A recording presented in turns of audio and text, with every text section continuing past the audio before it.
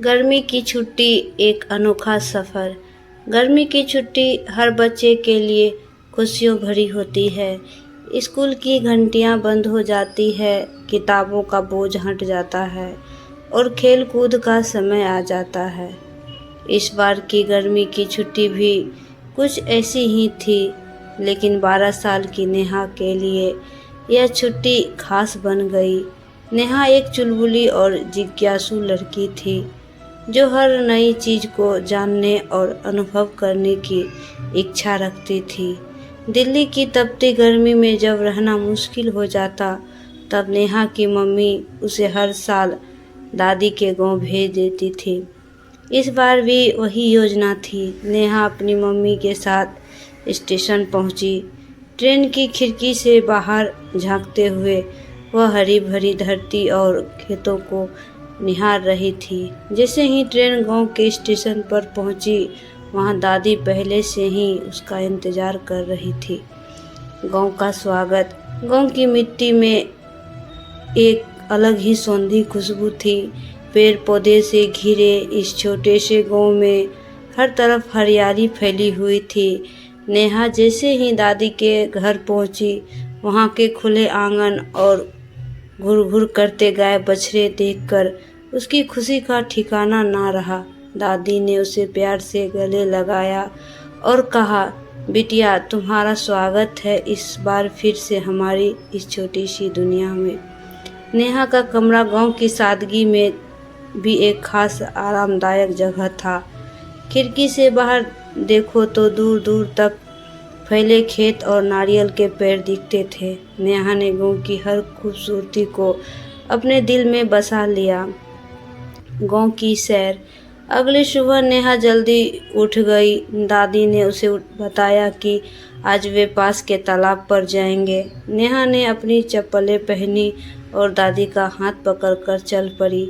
रास्ते में उन्होंने खेतों में काम करते किसानों को देखा, जिनके पसीनों की महक में भी एक आत्मीयता थी। बच्चे आम के पेड़ों पर चढ़े कच्चे पक्के आम तोड़ रहे थे। नेहा भी उसके साथ खेलने के लिए मचलने लगी। तालाब पहुंचकर नेहा ने देखा कि कुछ महिलाएं वहां कपड़ा धो रही थी, तो कुछ बच्चे पानी में मस्ती कर रहे थे। नेहा भी पानी में पैर रख डालकर बैठ गई और पानी की ठंडक का आनंद लेने लगी। तालाब के किनारे कुछ मछुआरे जाल डाल रहे थे। उन्होंने नेहा को मछली पकड़ने की प्रक्रिया भी सिखाई। गांव का खान पान। गांव में दादी के हाथों का बना खाना भी किसी पर्व से कम नहीं था। सुबह सुबह मकई की रोटी और ताजे मक्खन के साथ दादी ने चटनी बनाई। नेहा को यह स्वाद भुलाए नहीं भूल रहा था। दोपहर में आम पन्ना और शाम को मटकी में जमाया गया ताज़ा दही। नेहा को हर स्वाद अनोखा लग रहा था। दादी ने नेहा को गाय का दूध निकालने और छाछ बनाने की प्रक्रिया भी सिखाई।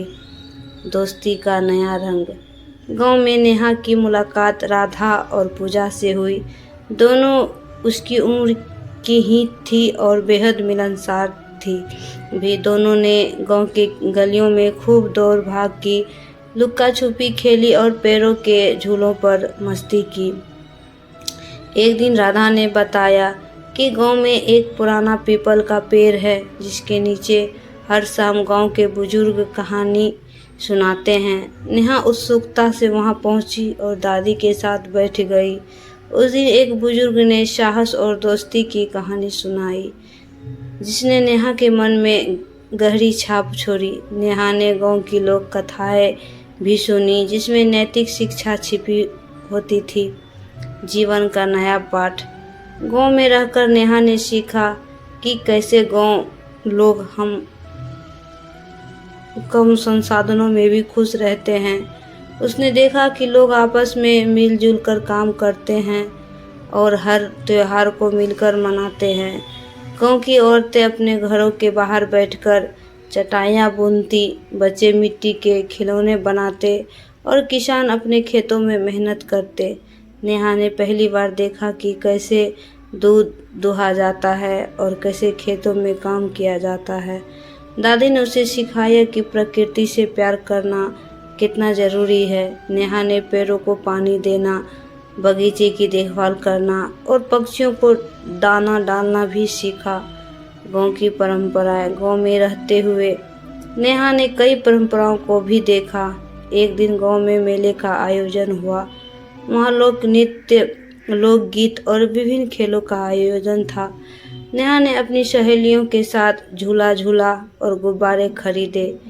उसने मिट्टी के बर्तन बनाने की कला भी सीखी। विदाई। गर्मी की छुट्टी धीरे धीरे खत्म हो रही थी। नेहा को गांव छोड़कर जाना मुश्किल लग रहा था।